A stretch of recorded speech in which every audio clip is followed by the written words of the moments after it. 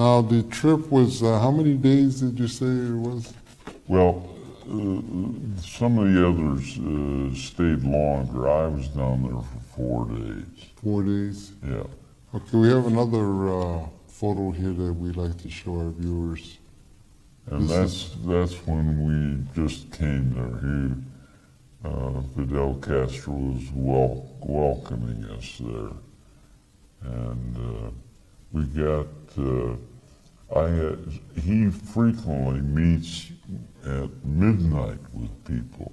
Is that a fact? And I indicated to his staff, because I had an idea before we went down that I would be meeting with him, because they had indicated that to me. And I said, I'm not good at meeting at midnight. I said, at 2 a.m. I'm ready to go to bed.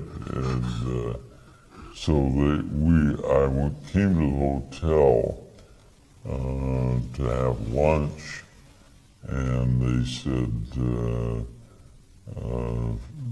President Fidel Castro would like to meet with you, and he'll be ready in 10 minutes. So I didn't have a chance. You can see from the picture, I didn't have a chance to put on a tie or do anything. We just went on over and had our meeting with him. Paul, let's talk about the issue of the embargo on Cuba. Tell us about your position, tell us what it's about, tell us when it started actually, and why. Well, it started with the idea that the embargo would, and what we mean by an embargo is we don't trade with Cuba.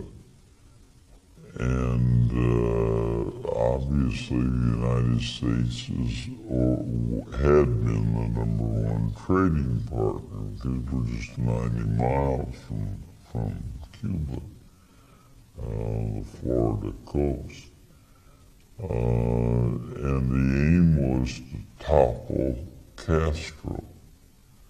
Well, Castro's been in power 42 years now. We've had 9 presidents of the United States.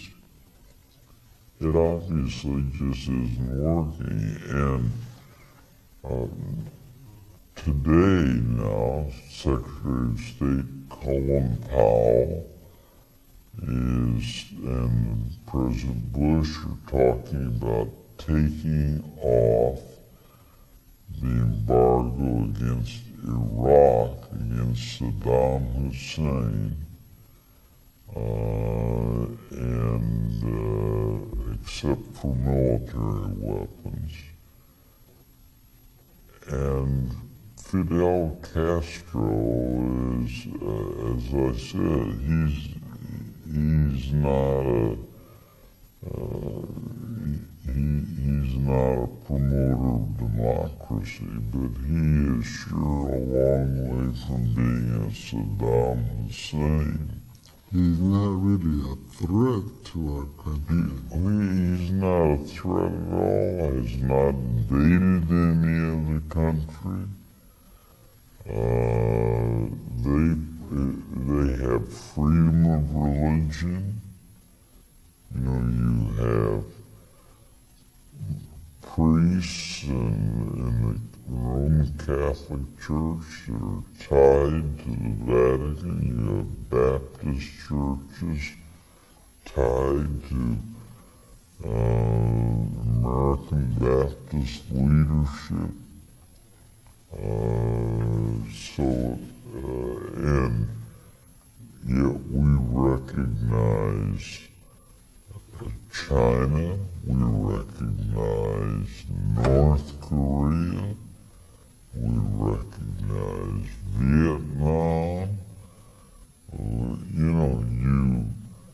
You start going through these lists of countries with dictatorships dictatorships that are much harsher than Castro.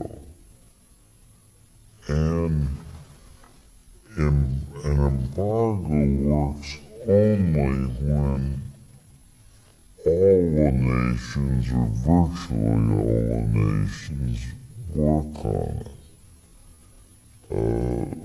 It worked in South Africa because Western Europe, the United States, countries of Africa, all of us had the economic boycott, the embargo on South Africa.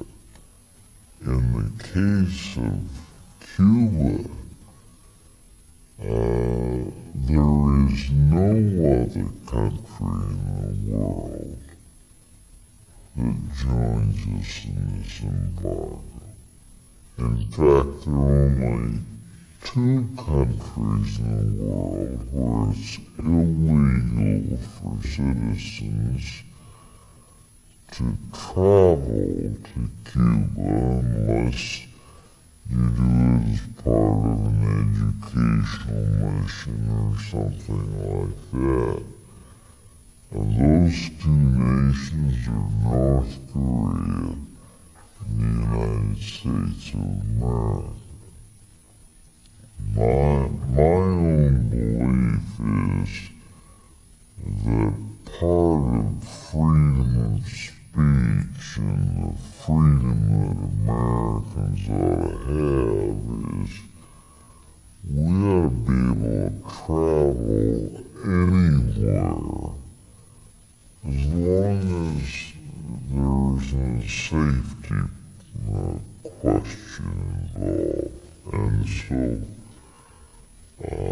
I think we ought to be able to travel to Iraq and Iran and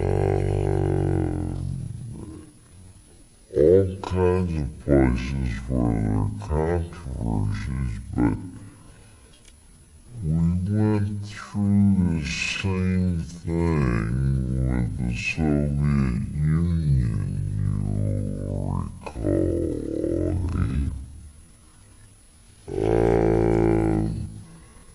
were those who said, let's boycott the Soviet Union, let's not trade with them, let's not have exchanges. And some of us said, the way to change them is to have exchanges, to have trade. And fortunately, we won out